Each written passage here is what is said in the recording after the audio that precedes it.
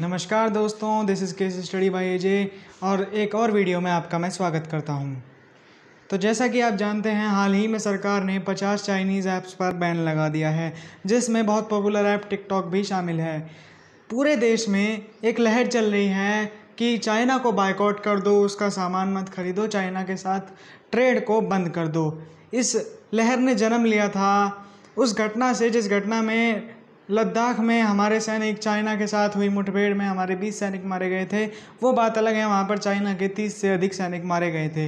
तो फिलहाल जनता बहुत गुस्से में है और गुस्से में चाइना के प्रोडक्ट्स को बायकॉट करने की बात कर रही है। गवर्नमेंट ने ऐप पर बैन ज़रूर लगाया है, लेकिन गवर्नमेंट मुझे इस बात को लेकर जनता के साथ हामी भरती नज़र नहीं आ रही है। तो ऐसा क्यों है, क्यों गवर्नमेंट चाइना के साथ अपने ट्रेड रिलेशंस को नहीं तोड़ सकती? आज इस वीडियो में मैं आपको ये भी बताऊंगा और साथ ही साथ इस पे भी डिस्कस करेंगे कि अगर हम चाइना के साथ ट्रेड बंद नहीं कर सकते हैं तो चाइना को जवाब देने का इससे अच्छा तरीका क्या हो सकता है। तो चलिए शुरू करते हैं। अगर बात की जाए ट्रेड की, तो चाइना के साथ हम जितना ट्रेड करते हैं उतना ही ट्रेड चाइना हमारे साथ भी करता है। अगर चाइना के एक्सपोर्ट की बात की जाए तो चाइना हमें अपने टोटल एक्सपोर्ट का सिर्फ 3.08% माल भेजता है। वहीं अगर हिंदुस्तान के एक्सपोर्ट की बात की जाए तो हिंदुस्तान अपने एक्सपोर्ट का 5.08% माल चाइना को भेजता है। तो यहाँ पर साफ साफ दिखाई दे रहा है कि अगर हम चाइना के साथ अपना ट्रेड बंद कर देते हैं तो उसका तो 3% एक्सपोर्ट कम होगा, लेकिन हमारा एक्सपोर्ट 5% से कम हो जाएगा। अब यहाँ पर वो बात अलग है कि चाइना हमसे ट्रेड में हमेशा फ़ायदा ही लेता है, नुकसान इस ट्रेड से भारत को ही होता है। लेकिन इसका मतलब ये नहीं कि हमारा काम चल सकता है चाइना का ट्रेड बंद करके। ऐसा मैं क्यों कह रहा हूँ? क्योंकि हम मेक इन इंडिया की बात करते हैं, हम कहते हैं कि हम भारत में बना रहे हैं, बनाने में सक्षम हैं। अगर आपको बताया जाए कि जितने चीज़ें हम भारत में बना रहे हैं उनमें से ज़्यादातर प्रोडक्ट मेड इन इंडिया होने की जगह असेंबल्ड इन इंडिया होते हैं। उन प्रोडक्ट्स के पार्ट्स को अलग अलग जगह से लाकर हिंदुस्तान में असेंबल कर दिया जाता है और मेड इन इंडिया का टैग उनके ऊपर लगा दिया जाता है।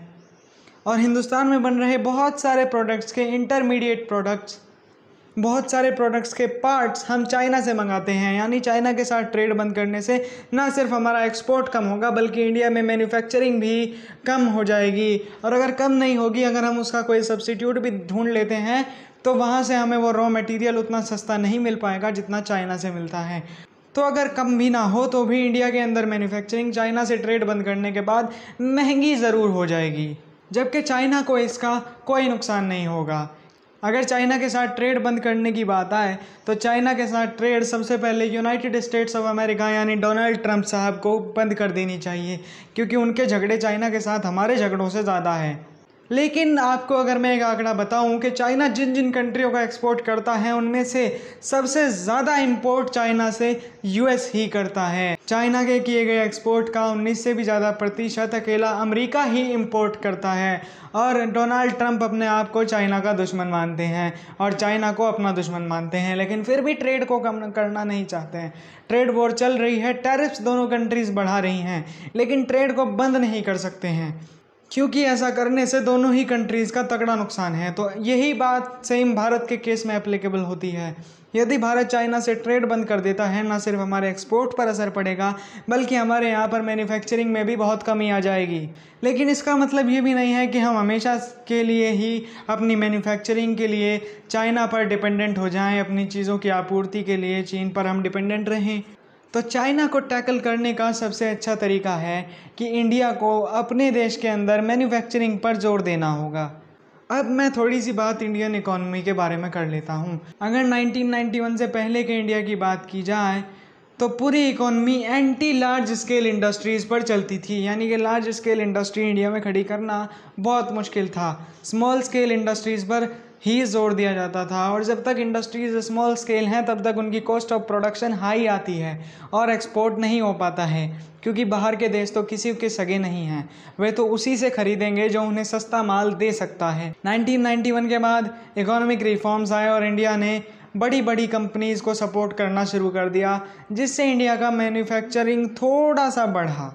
1990 में चाइना दुनिया के टोटल प्रोडक्शन का 3% प्रोड्यूस करता था, और आज अगर मैं 2017 के आंकड़ों की बात करूं तो चाइना दुनिया के टोटल प्रोडक्शन का 25% प्रोड्यूस करता है। एक अकेला देश दुनिया के सारे देशों में बनने वाले प्रोडक्ट्स का 1/4 अपने घर ही बना लेता है।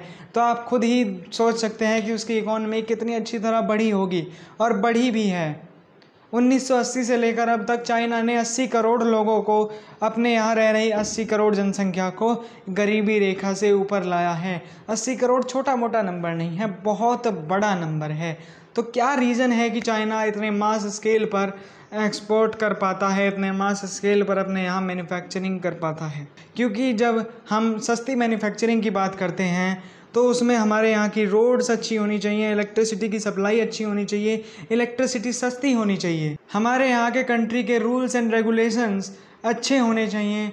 बार बार छोटे छोटे कामों के लिए हमें ऑफिसेज़ के ज़्यादा चक्कर ना काटने पड़े, खर्चा कम हो, टाइम कम हो, और हमारे यहाँ की लेबर स्किल्ड होनी चाहिए। जब ये सारी चीज़ें एक साथ आती है तो प्रोडक्शन की कॉस्ट को घटाया जा सकता है, क्योंकि ऐसा होने से प्रोडक्शन हम बड़ी तेज़ी से कर पाते हैं, ट्रांसपोर्टेशन कॉस्ट बचा पाते हैं, और इससे हमारे प्रोडक्शन की जो कॉस्ट है वो काफ़ी कम हो जाती है। चाइना ने इन सारी चीज़ों पर 1980 के दशक से ध्यान देना शुरू किया, और आज उसका इंफ्रास्ट्रक्चर बहुत ज़्यादा दुरुस्त है। चाइना के इतना बड़ा होने के बावजूद भी चाइना का हर एक गांव आज सड़कों से कनेक्टेड है, जबकि इंडिया अपने हर एक गांव तक सड़क नहीं पहुंचा पाया है।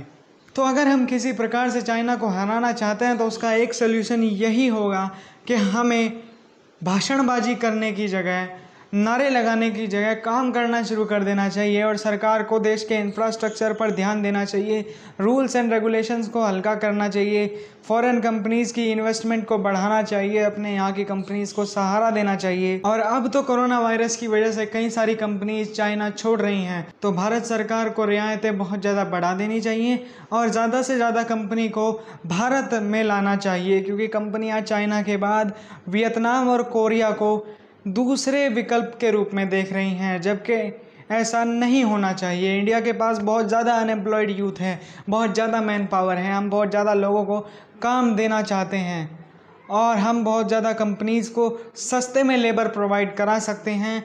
तो हमें अपनी कंट्री के लॉज़ को इस तरह मॉडिफाई करना चाहिए ताकि और कंट्रीज़ हिंदुस्तान में आ पाएँ। खैर, ये इस मैटर पर मेरा ओपिनियन था, बाकी आप कैसा सोचते हैं? आपको क्या लगता है, क्या बायकॉट चाइना करने से कोई फ़ायदा होगा या नहीं होगा? आप मुझे कमेंट बॉक्स में कमेंट करके बताइए। वीडियो अच्छी लगी हो तो वीडियो को शेयर करें, चैनल को सब्सक्राइब करें, और लाइक का बटन भी दबा दें, साथ ही साथ बेल आइकन भी दबा दें, ताकि आप आगे आने वाली वीडियोज़ का नोटिफिकेशंस बिल्कुल मिस ना करें। Thanks for watching. मिलता हूँ किसी